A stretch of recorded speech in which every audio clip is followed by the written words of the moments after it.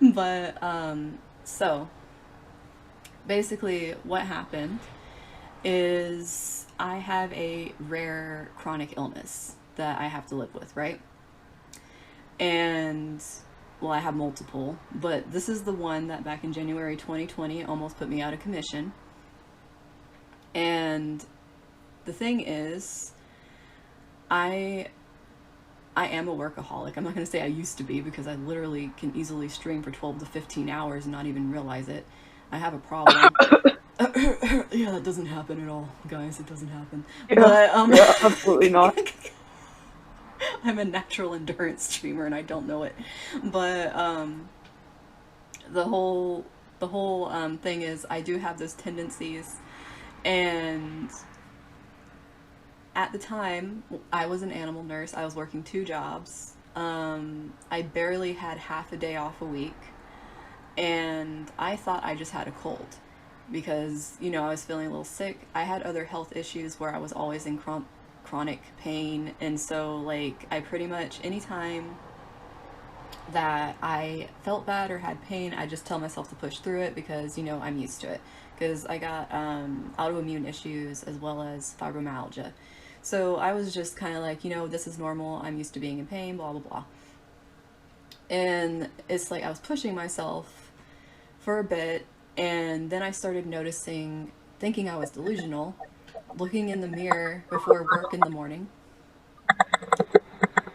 that I thought that I saw a little tinge of yellow in my eyes. And I was like, I'm I'm sleepy, I'm seeing shit. I'm gonna go work. And yes, oh, Kyo, your thing's back playing my God damn it.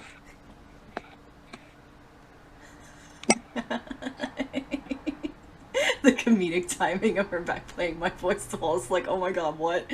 but um but anyways, I looked at it and I was like, I'm seeing things. It's probably the lighting. I need to get to work because it was like 4 or 5 in the morning and like I needed to go.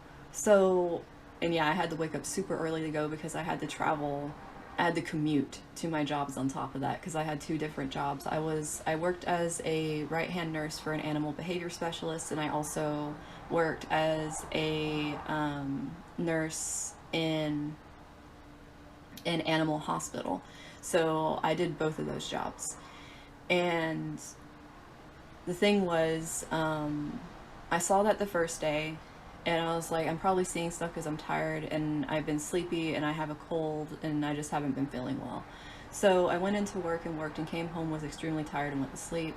Woke up again the next day for more work. Um, funds for Kyo new mic. But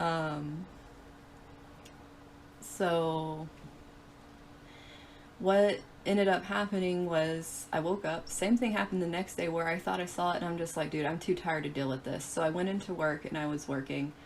And then it happened again for a third day, and I was like, dude, I am so over this. And I just like went into work again. So this was 3 days in a row that I thought I was seeing this, and I was just like, screw it, I don't care.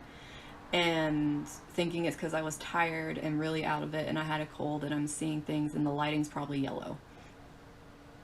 And so I went into work, and on the third day, I was at the animal hospital, and one of the doctors that wasn't supposed to be working that day came in to get some papers and stuff. Because if the doctor isn't working, that means they don't have patients that day. So it's like, even if they come in, they don't get distracted by anything going on. They're just kind of coming in and hanging out, and they leave when they get their stuff.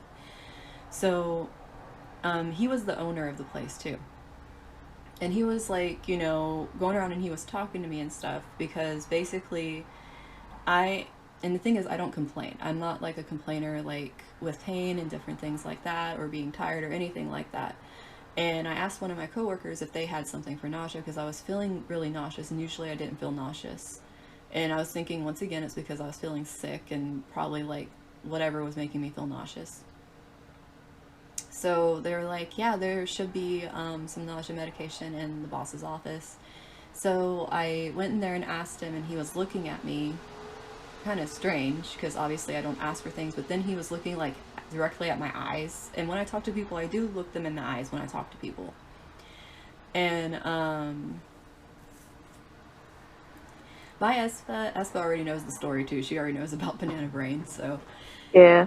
um, so basically what ended up happening is he gave me the nausea medicine and I went back to work because I have to do, as an animal nurse, you know, you do blood draws, vaccines, x-rays, assistant surgeries, like you do the whole gamut of everything. You don't just specialize in one thing. Plus the thing I specialized in as being a veterinary behavior specialist was at a completely different facility. Um, what ended up happening was he went into the treatment room when I was giving like I think it was a kitty a vaccine or something, and he was looking at me and talking to me, and he just kept staring at me while he's talking to me, and I'm like, okay. And then, like, you know, I went into, like, you know, the front room with, like, you know, the lobby, talking to the receptionist up there about stuff with the patient, and he was up there talking to me again and looking at me again, and I'm like, okay. And, like, so I go back, and next I'm in surgery, and I was, like, cleaning up some stuff, and he comes into surgery. Now, this is the fourth time he's just deadpan stared at me for the day and, like, brought up conversations for no reason. And he just stared straight at me, and he's like, okay, I thought maybe I was seeing things in the other rooms. Maybe it could be lighting. Maybe it could be something else, right? But we are in surgery. The light has to be white because we cannot, like, see things wrong, right? Like, if you're in surgery, you can't guess a color of something. Like, it has to be bright white. You have to know what you're looking at. And he's like, I'm looking at you under a surgery light and your eyes are yellow. And I just looked at him and I went, oh shit. And he's like, and I know you know what that means. And I'm like, yeah, I know what it means. He's like, did you know about this? And I'm like,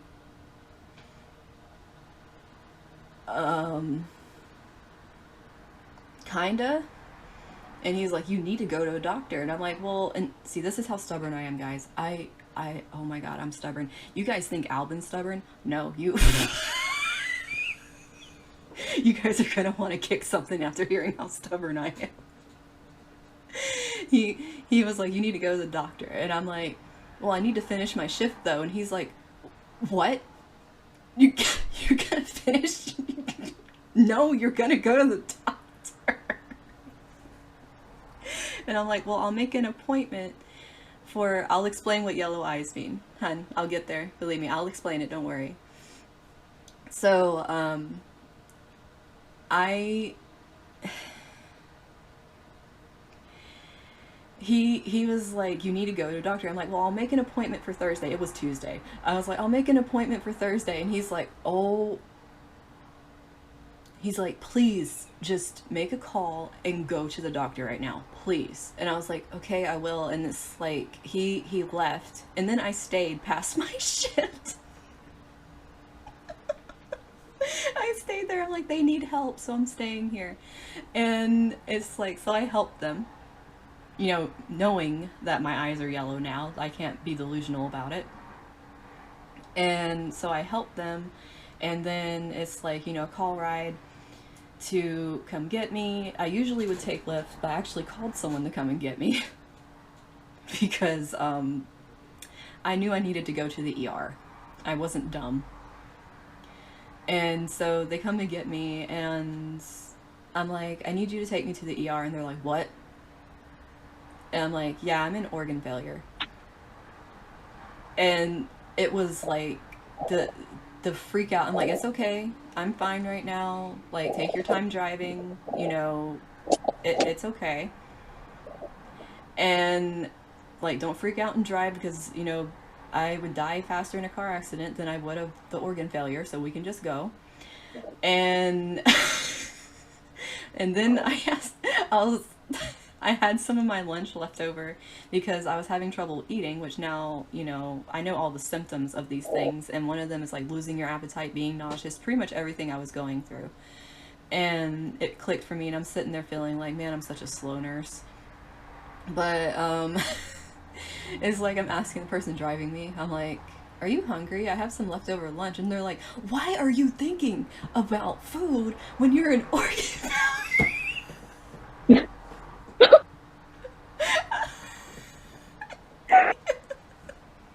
I'm like, I'm not thinking of food. I'm trying to make sure you've eaten. Are you hungry? Like, they're like,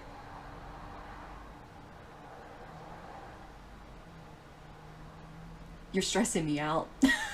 you're, you're stressing me out. You're literally dying in my seat, and you're asking me if I'm hungry.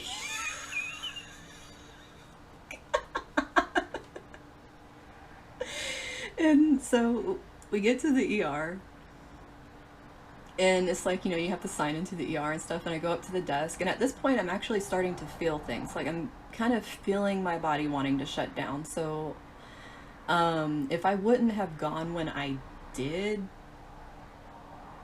I probably wouldn't be here if I wouldn't have made the decision to go to the ER when I did, because immediately when I got there, I started feeling things shutting down. And because before that, I had energy, I was walking around at work, I was in a lot of pain, I was nauseous and stuff, but I wasn't getting to the point where I was feeling like I couldn't walk. Um, like I was getting weak or something like that. But I was starting to feel weak. And I'm like, okay, so this is definitely, escalating. And at this point, I only thought my eyes were yellow, guys. I couldn't see myself in a mirror this whole time. Like, it at least 12 or more hours passed before I got to see myself in a mirror while this whole incident was happening. And and that's after getting to the ER. I'm saying 12 hours after getting to the ER before I see myself in a mirror. So I go up to the counter and I'm like, I need to be admitted because I'm an organ failure. Like, just matter of fact, just gonna go up and they're like, what? Like, because there's people like all in the ER, right? But it's like I just straight up go up to the counter. I'm like, I need to be admitted because I'm an organ failure. And they're like, are you serious? What? And I'm like, yeah, my eyes are yellow. My boss told me. That's why I'm here. Probably should have came here sooner, but I wanted to finish my shift. And it's like, I'm just so freaking casual about it. Like, they're looking at me like I lost my damn mind. And see, the thing is, this would make more sense once you guys get to know more about me. I've been through a lot in my life, like a lot in my life, to where I can be casual about that kind of stuff. Like, and that should say a lot about things I have been through to be able to be casual about knowing that I'm basically dying and telling people. Um, so they're taking my blood and like doing urine and stuff and all that kind of stuff. And they're trying to get readings on me, and things are like all kinds of messed up, and they're rushing me into the back to get me hooked up to an IV. Obviously, it's the first thing you do when someone's going through that, because like obviously they got my results. They refused to they didn't refuse it. I didn't ask. I forgot to like ask them. But they were so panicked they didn't show me my results. So I didn't know how bad an organ failure I was until like a few days of being at the hospital. I didn't know how bad it was because like I asked them and they showed me. But I had a feeling it was bad, I just didn't know how bad. I'm concerned, but I love the cash. Like how casual I am about it. But so basically it's like I get like IV hooked up to me, and like they're making this special concoction of a dialysis bag to, because the thing is my liver was shut down, my kidneys were shutting down because they had been trying to clear out so much toxins that my liver couldn't do. So it was like things were just going. And it's like, so they were like rushing this like special bag that had this shiny red sticker on it. It was like, it looked like Christmas wrapper. I was like, oh, I get a Christmas present for an IV bag, ain't that cool? But I had that going on constant, like 24/7. I had that going, like they would not stop it. And it's like they were constantly asking me, what's your name? Like, do you know what day it is? Do you know what year it is? I'm like, why do you guys keep asking me? And literally a doctor told me, if you cannot answer a question, then we're afraid that you'll be too far gone for us to help you. Like, as in mentally, if I deteriorate to that state where I could not answer a question, I was too far gone for them to save me because of how bad off my situation was. So I was like, oh, well, okay, that makes more sense why you guys literally keep asking me every 5 minutes what my name is, because I was starting to get like very irritated why they kept asking me. Like I was more irritated that they kept asking me over and over. I'm like, I know where I live, I know my name, I know what year it is. Do you want me to answer other trivia questions, guys? Like I was getting very irritated. And at one point, you know, I'd been there for a few hours and they moved me because other people were getting rooms, right? I'm still in the lobby floor of like, you know, the get put into a place of the ER. Like I didn't get put into a room yet, but I see other people getting put in rooms and I'm like, why am I not getting put in rooms? I was here before them. Like, and just wondering, I learned why later I wasn't, because it takes a while to get a room ready for a terminally ill patient on the 6th floor. It was the 6th. They chose the number 6, the 6th floor, as the terminally ill floor. You know, but obviously it takes a while to get that ready, and it was like a freaking hotel suite. That was a very nice room. I'm not gonna lie, I like that room. But you know, yeah, look at the positives of the situation. But the whole thing was, I didn't know why it was taking so long, because there's all these people getting pushed to like the first floor and things like that, and it's like, why am I not getting a room? So they pushed me like around to this quiet corner, like, we're gonna put you over here where it's quiet and like no one can bother you. So they pushed me like around a corner where no one could see me, no one could talk to me and things like that. And I'm like, okay, that's cool. This is still going, like this is starting to go into the morning. I've been there for like 5 hours. We're getting past midnight. And you know, I've had so many bags of fluids pumped into me by this time. I was like, I think I need to go to the bathroom. And so like I pushed, and they gave me my like call button and everything like around the corner.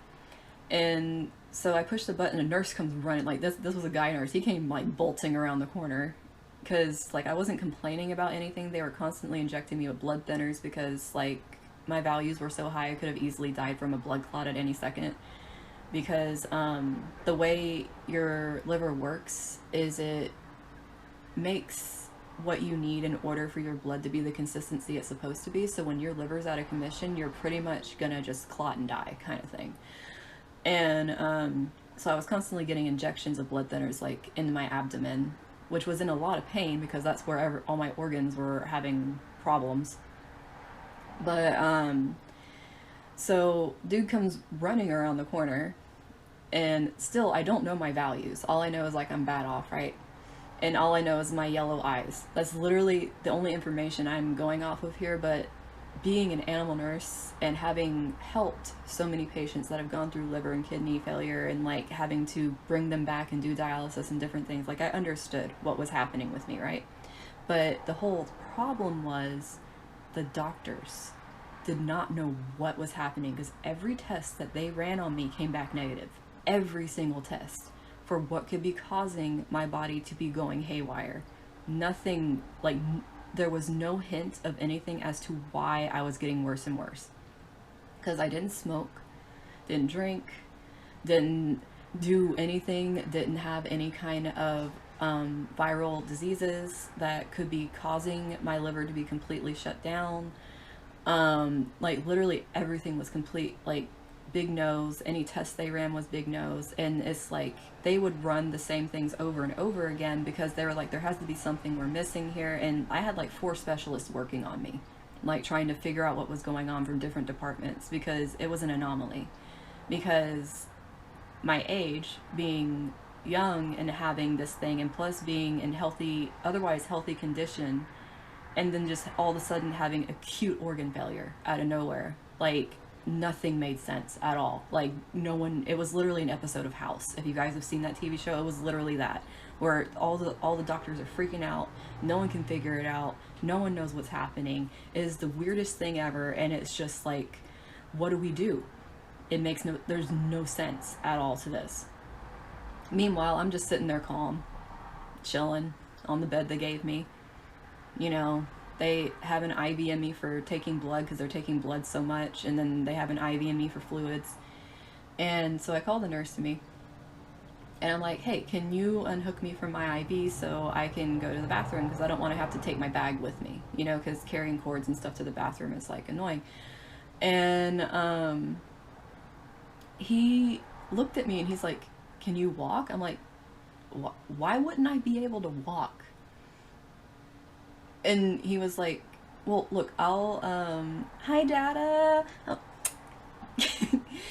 I was like, "Why wouldn't I be able to walk?" Like, kind of thing. And he was like, "Okay, well, I'm gonna stand right here, and if you need to hold me to like get up, like you can do that." And I'm like, "Okay." And so it's like, he unhooked me from my IV, and I swung my legs over the bed, and I like got off the bed, and he looked at me like I was a miracle, like I was a living breathing miracle. He just stared at me with his eyes wide and like his mouth open, like, how the hell is she standing up right now? And I was like, "I'll be right back. I'm gonna go to the bathroom," right? So it's like I'm walking, because remember, I'm still in the infirmary, guys. I'm still down there where there's other people. They just pushed me around a corner where it's quiet because they're getting my room ready. And I'm walking, and I look to my left because the bathroom is like down the way on the right, right? And I look to my left where there's all these people. And there's a dude sitting there in a wheelchair that has this huge bundle of stuff on his forehead that's bloody, that like kind of looks up and looks at me, and he gives me this face. And what I took the face to mean, because I didn't know what I looked like, guys. Remember, I don't know what I look like. I haven't seen myself in a mirror yet, so I did not know. I thought the way he was looking at me was like, why is there this young chick down here in the ER just casually walking to the bathroom? Like, and I'm sitting here with a bloody bandage on my freaking forehead. And like there was other people like that too that were very messed up in the ER, and plus there was that dude down the way that was screaming about the cops taking his drugs. But like, yeah, there was that too. So I'm just like feeling very like self-conscious, like, oh my god, they're like thinking like, why is this chick in here, like what, like why is she taking up space in the ER, like why does she have this special thing around the corner? Like I was thinking all these things. And so I go into the bathroom, and this is where you guys get the lore. This is the lore of Banana Brain. This is the lore of how I was the original real life Yaminian before Shu was brought to this timeline. This is literally how I was a real life neon yellow banana. I walked into the bathroom, and I looked at the mirror, and I saw myself. And I kind of looked for a second, and I'm like, why is the lighting in here so yellow? How delusional can one's brain be? Just how and then it's like, that was my first thought. And then I look up at the ceiling and see that the light is white. And I'm like, how is the light white and giving off yellow? And then I look in the mirror again, and I look at my eyes, and I'm like, wait, I'm yellow. And I just looked closer, and I got really close to myself, and my eyes were completely yellow. My face was completely yellow. My skin was yellow. I opened my mouth and my gums were yellow. I lifted my shirt and was freaking out because everything was yellow. I was literally neon yellow. I was literally neon yellow. I was a neon banana. And I just stared at myself. I forgot why I came in the bathroom. I was just literally staring at myself. Like, I am a lot worse off than I thought I was. Like, I knew I was an organ failure, okay? But I didn't know my values.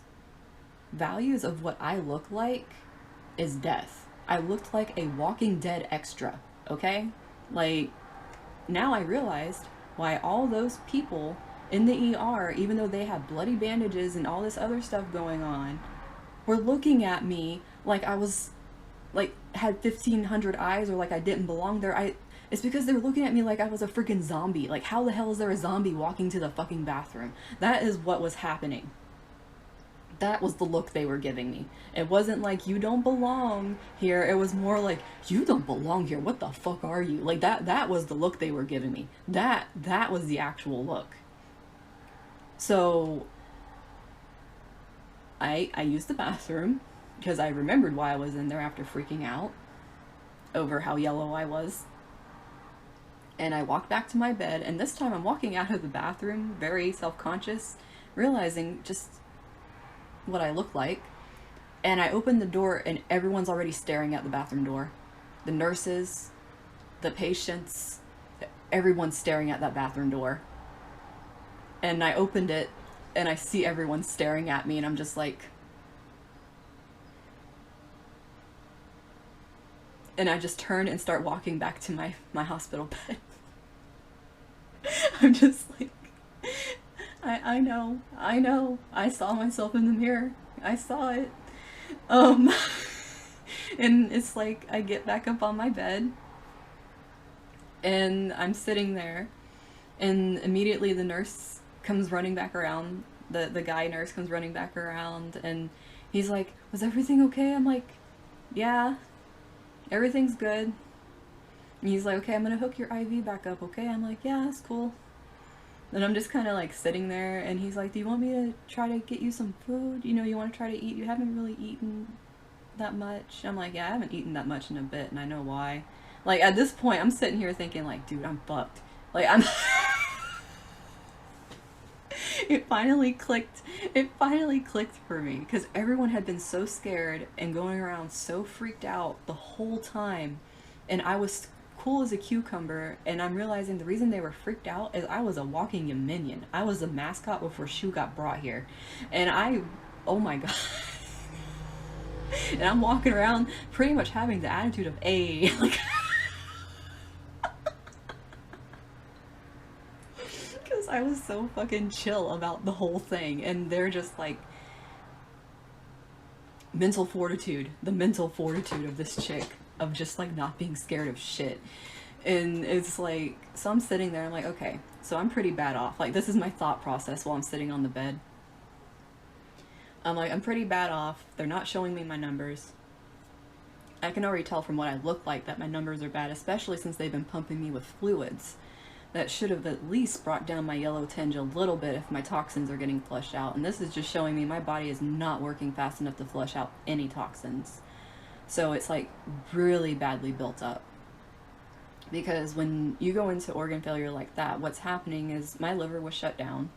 My kidneys were very close. Like, they were such a slight thing from being shut down. And they were working their hardest to keep me going. Because when you turn yellow like that, it's the excess buildup of what is called bilirubin, which your body naturally breaks down through the liver. When it is not broken down, the excess goes to the kidneys, and the kidneys filters it out, and that's what comes out in your urine. And that's why, like, when you look at pee, you can tell if you're doing, like, well health-wise or not, depending on the color of it, because the darker your urine is, that means that you either are extremely dehydrated or you're in organ failure. So yeah, like, take that shit seriously. Like, if your urine is the color of the top of my eyes and you've been drinking water like a crazy person, you need to go to the doctor. Not even playing. But I like how I can use my eyes as a urine indicator. Healthy urine versus really bad urine. But but anyways, so what ended up happening was, after that, I just kind of like sat on the bed, kind of cross-legged for a little bit, like just kind of sitting up in the PI. But okay, I'll look at them as honey. They're sweet honeycombs, okay? My eyes are honeycombs.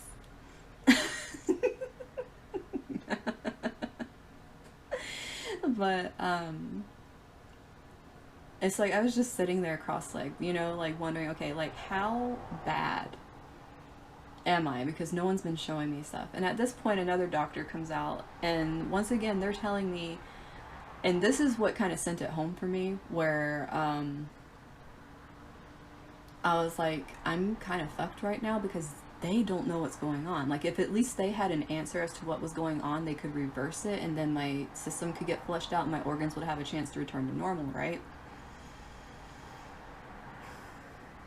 Doctor comes to me again and is like, we've ran more tests, everything is negative, we don't know what's happening, you are past the point of us being able to do a liver transplant because your body just would not be able to live through the surgery. And I'm looking at him, like, realizing, you know, now that I'm a fucking banana, like, how bad off I am. And then on top of that, realizing, like, they still don't know what's going on with me. The specialists are, like, losing their shit because they can't figure out what's going on with me. And I'm out of it, because you guys have to realize, like, even though, like, I am very clear and stuff, it's still a lot to keep your mental clarity and to think and to speak through excruciating pain and through everything trying to fail on you and you pretty much being wrote off as dead. So it's like I'm still trying to keep my mental faculties through all this. And I looked at the doctor and I was like, I have a history. And I don't know where this came from, guys, but I literally just felt like I needed to talk about it. And I was like, guys, I have a history of autoimmune issues. Have you guys done any autoimmune testing to see if this is happening because of my immune system? Immediately, the doctor lost his shit and ran. Like, he ran. Like, the doctor ran to the other doctors and was like, we need to run these tests immediately. They need to be stat. How fast can we get them back? And the other doctors was like, the fastest we can get them back is 2 days. And he's like, we got to keep her alive for 2 days. We have to keep her alive, like, because I think I know what it is, but we can't. It's like, it literally, like, turned into a thing of, like, there's no way I could die. Like, they needed to keep me alive, like, even more because they felt like they knew what it was, and if they knew what it was, they could actually save me. And so pretty much, like, maybe an hour or so after that incident happened, I finally got told, you have a room now. And I'm like, okay, cool. So they're, and I'm really out of it at this point. Like, my strength was really going at this point. So they bring me up, they put me in an elevator, they have to go up the elevator to my floor. You know, the 6th floor, the terminally ill floor. They, like, bring me up there and they put me in my room, and it's a really nice room. It's very comfortable. Like, literally had my own shower. I had everything in there. Had couches, chairs, a really nice comfortable bed. Like, it was a really nice room. And it's like they were asking me if I wanted anything. They were really desperately trying to get me to eat. Because, you know, when you're like that and you feel like that horrible, you don't want to eat food, but you need it to survive, kind of thing. And plus they're giving me tons of medications. Plus my special dialysis bag that they concocted for me. So, of course, the first day I was getting blood draws every, like, 4 hours or less. Like, they were constantly coming in. And yeah, the hospital that I was at is so amazing. Like, I wouldn't be here if, like, dude, that hospital, like, I love that hospital. It's like 5 minutes down the road from me too. I fucking love them. They're amazing. They're actually well known. I think people actually fly to this hospital, so I'm actually very lucky to be down the street from the hospital. But because I probably would not be here if I wouldn't have been at a hospital that had doctors that were, like, that dedicated to figuring out what was wrong with me, because what I have is rare. On top of it being elusive, it's rare. So, basically I'm in there, I'm getting my blood drawn, like, every 4 hours. I can't really sleep, because of how I'm feeling and stuff, and I'm very in and out. There were quite a few nurses, which I thought was really sweet, that came in and did certain things, and the way they would all talk to me was so sweet. And there was one person that came in that I really remember, like, a lot, like, very vividly, even though I was very out of it, that came in to take my blood. And he felt very bad because, you know, they couldn't use the blood port anymore to get blood because it had been used so many times. So it had to be taken out.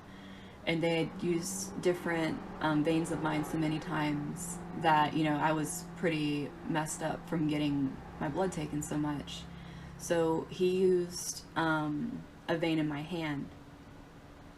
Bye, Yuko. It was nice seeing you. Thank you for coming. But it's like he came in and he was very gentle. He had this little warming bag thing that he put on the top of my hand, and he was like, he just looked at me and he was apologizing and just being so sweet. And he was like, I don't want to poke you in your arms. Like, I could tell in his voice he just felt horrible. And he was like, you're the age of one of my daughters. And it's like, I think it was hitting home for him really bad, because it's like, at the time that this happened to me, because this happened in 2020, like January 2020, obviously I was a few years younger, but he was like, you're the age of one of my daughters. He just kept saying, like, this shouldn't be happening to you, and it's not fair. Like, he was genuinely upset, and he had and the thing is, I was like, it's okay. Like, I felt like I was consoling the doctors and the nurses so much every time they came into my room, because all of them were so angry about what was happening to me, and I was trying to console them. And it's like, he put the little warmy bag on my hand, and he's like, I'm gonna do a vein on the top of your hand, and I'm gonna be really gentle. I'm gonna use a very tiny needle, and it might take longer, but at least, you know, it won't hurt and you won't have to get poked in the same spot again. And I was like, okay, thank you. And it's like, so he warmed it up so that way it's like the blood flow would be there, the vein would be more open, like, you know, he really knew what he was doing. And it was pretty much like what a pediatrician would do for a child to make it as painless as possible. And it's like, the whole time he was doing it, and the thing is, like, I am very open-minded towards people and their beliefs, whatever, spiritual, religious, and things like that. And one thing I found very sweet is, like, while he was doing this for me, and he was holding my hand and doing stuff, he was actually saying a prayer for me in his native tongue, which I'm not sure what it was, but he was openly praying for me in his native tongue. And that, like, really touched me, because it's like, he was so serious about it, and he was like bowed over while he was doing it. And I will never forget that. Like, that was something that, like, really touched me. And, like, when he was done, he's like, I really hope you can get some rest, and things are gonna be okay. And I was like, thank you. And, like, after he left, I actually did fall asleep. So I don't know if he prayed for me to actually get sleep or what he prayed for, but it like really warmed my heart that he was vulnerable enough to just do that because he felt so strongly. And it's like, there were more incidences, obviously, of things happening, and the doctor saying that my values were still going up, I wasn't stabilizing. I think it was the next day after the prayer happened with the one phlebotomist. There was 2 specialists in my room at the foot of my bed talking, and they had narrowed it down to being 2 different things. But the issue was, because they didn't have the final test back of yes or no if it was a certain thing, and I was so bad off that they were arguing with each other over what they should do. Of basically, I could die at any moment. Should they risk it? and do the thing that could save my life if I have the thing. But if I don't have the thing and they do the thing that would save my life, if I had, the thing and I didn't have it, it would instantly kill me. So it was like, it was literally life or death is what they were arguing over. And doing it at the foot of my bed. And it's like, I'm just laying there like, okay. And then as they're like arguing over it, right, like what they should do, and one of the other specialists bursts into my room that the result was back and that I did have what is called AIH, which is an autoimmune disease where your body targets your liver as something that should not exist in your body. It should not be there. And it hates it and it wants to kill it. Which is why I was in complete liver failure, was because my immune system had taken an oath to kill my liver. And that's what it was going for. And that's why my kidneys were my last defense of trying to save me from everything that the liver, because the liver is the filter of the body. It filters all the toxins for you. And it creates all the blood hormones. It does so much. And if you don't have that as a line of defense, you're fucked. And since my body literally decided that it hated my liver, it woke up and chose violence one day. I don't know what day it decided it, but it decided it, and that's why I was in the condition I was in. And on top of that, it's a rare thing to happen. And I also came to the ER in the rarest way that you can experience the symptoms, which is sudden, like literal, like organ failure. Like usually it's rare in itself, right? The disease is rare in itself. But on top of that, there's 3 different ways you can show up with the disease. So, you can show up, you go to a doctor, you have a routine checkup, and your values are a little elevated, so you get some tests done and it kind of shows up you have like the thing that it's happening. And, progressively worse from that. I had the worst case scenario, which usually does not happen with people, because if they present like that, they're dying, like how I was dying, and they don't really make it if they present like that, because it's usually too late to find out what's going on when you're presenting that late. So it wasn't like they had a lot to go off of. So me literally saying that I had autoimmune issues and then checking for the autoimmune thing that would attack organs is what saved me. Because the way they were thinking is like, she is so young for things. And even me being diagnosed with that, they still were like, she's so young to be diagnosed with crap like this, because I already had other autoimmune issues. So it's like immediately they knew the answer. They were immediately pulling up what needed to be done, what needs to be done since this is happening is I need to be on an immune suppressant the rest of my life that makes it to where my immune system cannot attack me. So that's another reason why earlier when I was saying I really admire Mousy, is because she has immune issues. We're on a spectrum where she doesn't have immune system things working for her. She lacks it, which is why she needs the plasma to build up her immune system. I'm the other end of the spectrum where my immune system is on crack and has too much free time and decides it wants to kill parts of my body systematically. I mean, it already did it to my thyroid. I've been living with that since before 2014. I have had Hashimoto's where my autoimmune system fucked over my thyroid. But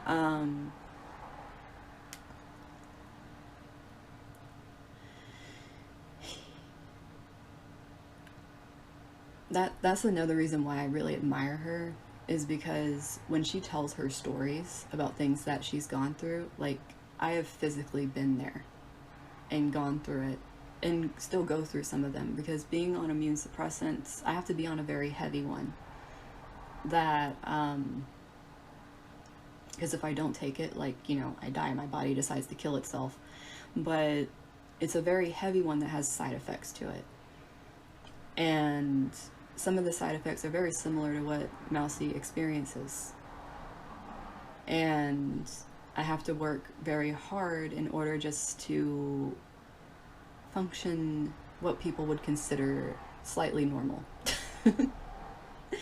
But after they found out what was wrong with me, the first thing they did, which is not recommended by any jump of the imagination, but I was an extremely extreme case and I was on the verge of death, they literally injected a very high dose of prednisone into my veins to shut down my immune system immediately.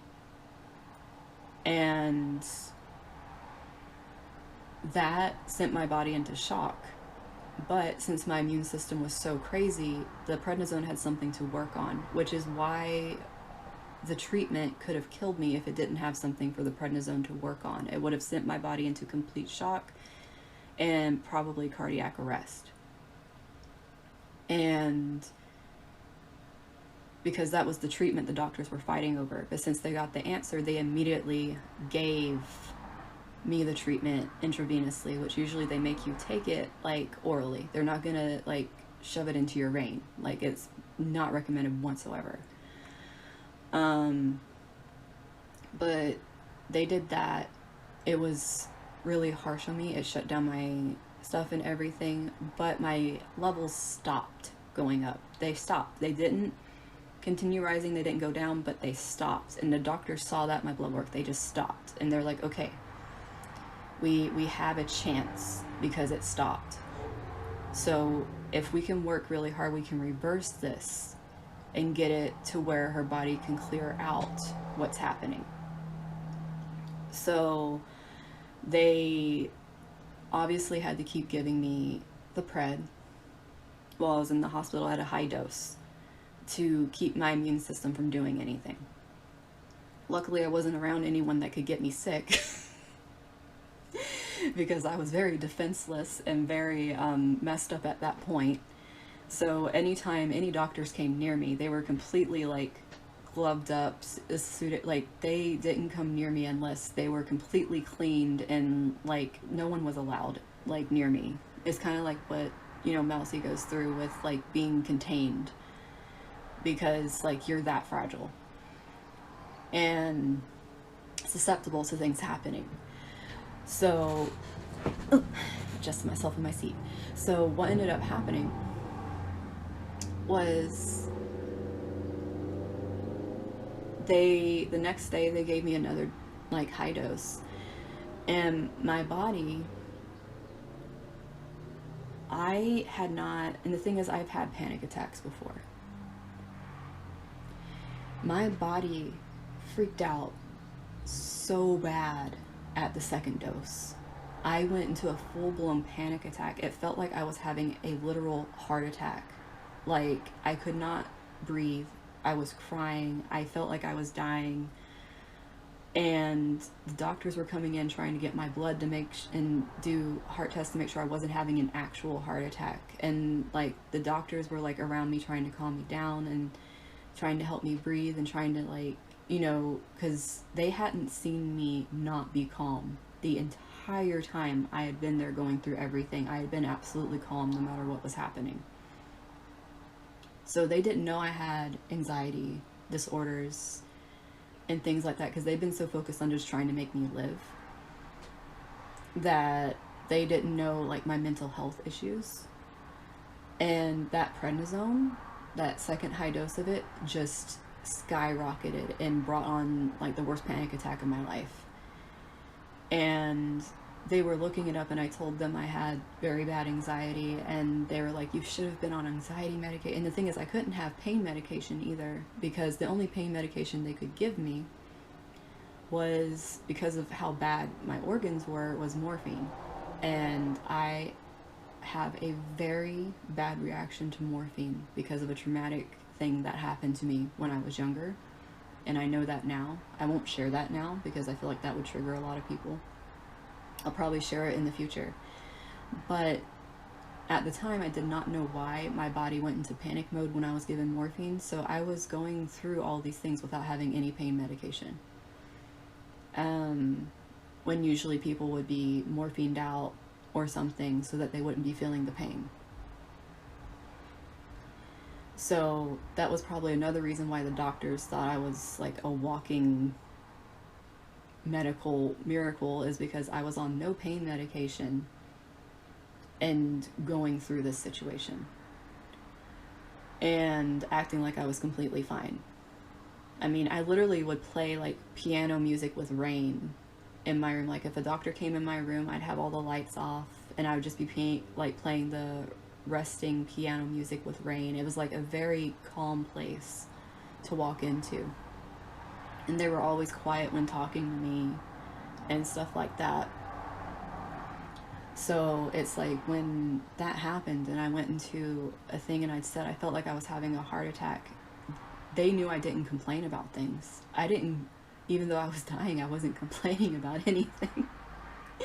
Even though like they knew I was in pain because I couldn't have pain meds, I wasn't complaining. Unlike the dude down the hallway that was constantly screaming for whatever reason. And I asked the doctors if they could just close my door so I didn't have to hear him. And that's before I knew I was on the terminally ill floor. So he probably had something going on with him that I do not know. But that the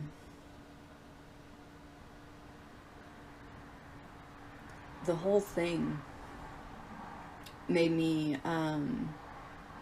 for one, they started giving me anxiety medication after that. Like they actually did intravenous again on me because I was so bad having the panic attack I was having. And the thing is, I never understood what people meant by the impending sense of doom.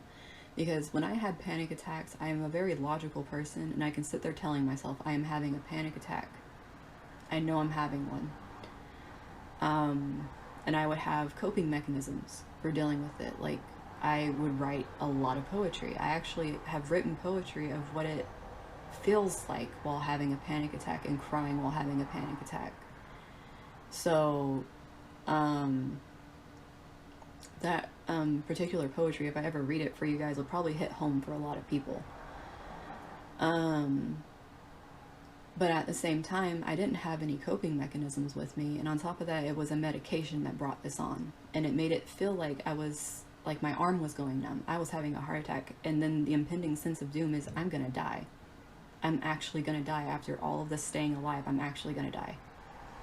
And like it went into a full-blown thing of like I made it this far and this is where it's going to stop. Like that's where my mind went.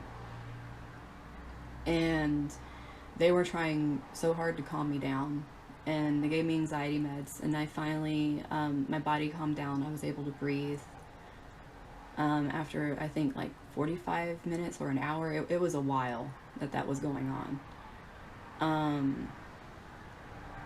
And then they were like, okay, we can't give her that high of a dose. Her body cannot take it. We have to go lower, but we can't go too low because of how dangerous things are with her right now. So it's like I was a big teeter-totter thing that they had to deal with.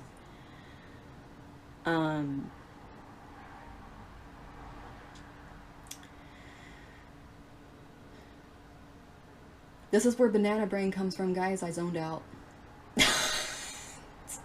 Going through this experience messed up my my brain and I zone out very easily sometimes while I'm talking. That is where the banana brain emote comes from, is because I was a literal banana, and because this happens, sometimes I zone completely out and forget what I was doing. That's where the emote and the joke comes from. But I literally just had a moment like that. But I used to zone, but it was not this bad before this incident happened with me.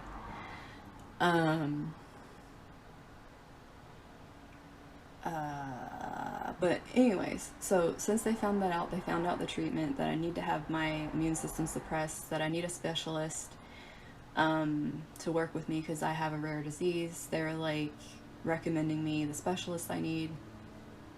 because I can't have just any doctor with what I have. I actually have what is called an autoimmune hepatitis specialist. Like, it literally, they have their own freaking name because it's a rare disease. So they have their own special thing. And no, it is not like the contractable things of Hep A, B, and C, because those are contractable. What I have is not contractable. It is an autoimmune disease that my body decides to go haywire and kill itself.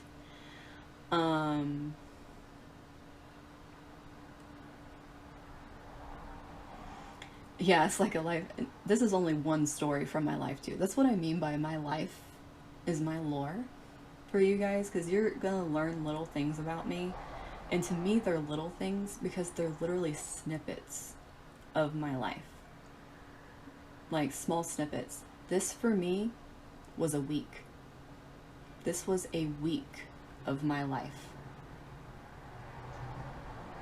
in January 2020. All this happened in the span of a week.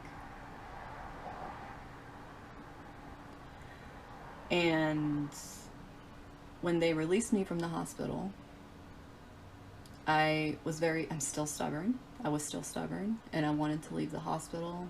They saw that I was getting, to put it in perspective for you guys, normal ranges for your liver and your kidneys should not exceed 30 or 25. My ranges were over the 2000s. And did not start leveling out or stopping until the third day. And starting to recede and go back down once I was being given the immune suppressants. And they were flushing my system. When I left the hospital, my values were still, it was like over 600s and over the 300s because they had been flushing my system so much. But I was very stubborn and I wanted to go home. It's like the way I felt, I can keep drinking water, I can keep doing things to flush out my system. I'm taking meds now. Like, I don't want to be in the hospital anymore. Now, what I didn't realize is as soon as I went home, my body was going to collapse on me.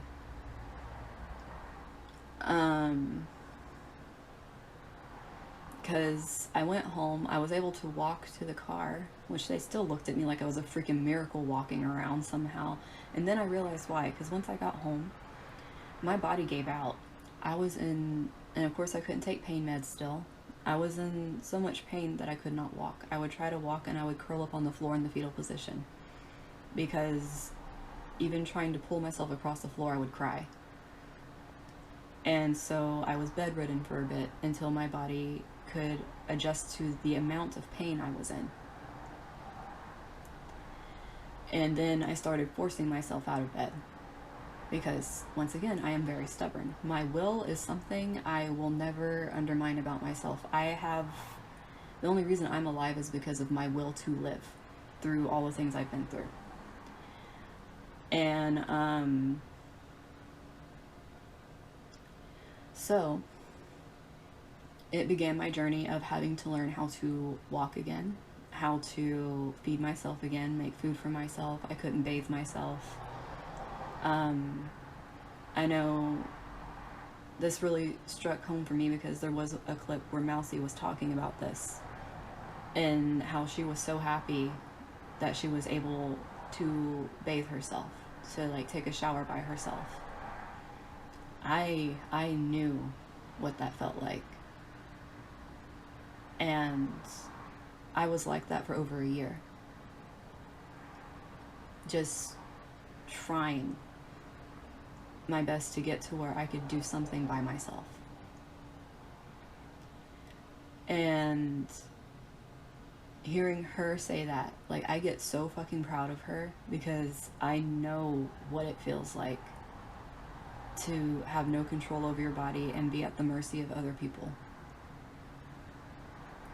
To literally be scared of taking a fucking shower because you know how much is gonna hurt. To be young and have to sit in a shower seat because you cannot stand up physically.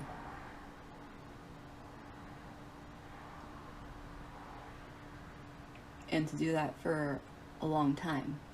It wasn't like I went home and, yeah, you know, the hospital stay was a week.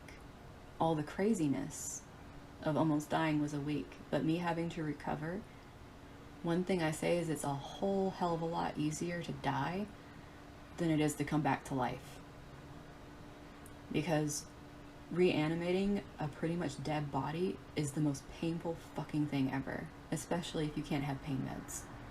And I couldn't because of the shape my liver was in. I couldn't even take fucking ibuprofen, man. Like, I legit had nothing. I had me. I had my will to keep going. And the thing is, while I was doing that, I was still pushing myself to do things. Like, I refused to just be bedridden. I started, I mean, if I could not, and there's stairs in this house. There's a flight of stairs that's like 15 stairs. So you can imagine me having to crawl up and down the stairs crying. But,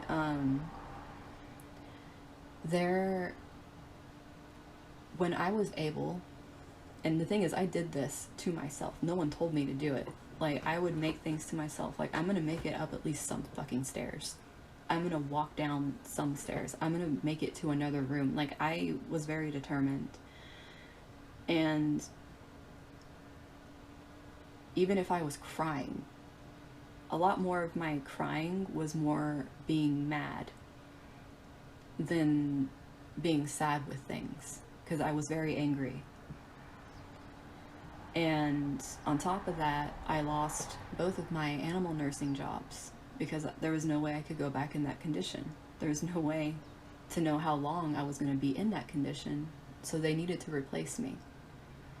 So the two jobs that I really loved, I ended up losing those too, on top of losing the ability to physically do anything. And so mentally, I had to do something to keep myself going. I had to do something to not think about how, like, you know, I lost a lot of things at once, because that's a lot to process. And on top of that, since I lost the jobs, there were certain friends that I realized were only my friends because I was working those jobs, because they stopped talking to me after I got sick. And that's another thing to be hit with, is like, you know, well, they were friends of convenience. There was a lot of things. I had family things hit me at the same time too. I saw which family members wanted to reach out to me in that state and which ones stayed quiet until I was at a place where they could talk to me and possibly get something from me. So all of that was happening. That was my 2020. That was the year of 2020 for me. I was in lockdown before lockdown was a thing, because it happened in January to me. When lockdown happened, I had already been put to a bubble to where I could not leave my house because I was in such a bad state. The only time I could leave the house was for going 5 minutes down the road to get blood work done every 2 weeks, because it needed to be done on the dot, because my levels were still high. I was still getting my medication getting my medication sorted, because I was still getting a specialist. So it's like I'm still making all these doctor's appointments. I'm doing these things that require a lot of mental attention, like making doctor's appointments, seeing multiple doctors at the same time, because all of my doctors wanted to see me because of what was happening. And I was having to do everything on video call because I could not leave the house, and it took all the strength I had to leave the house to go get the blood work done every 2 weeks. And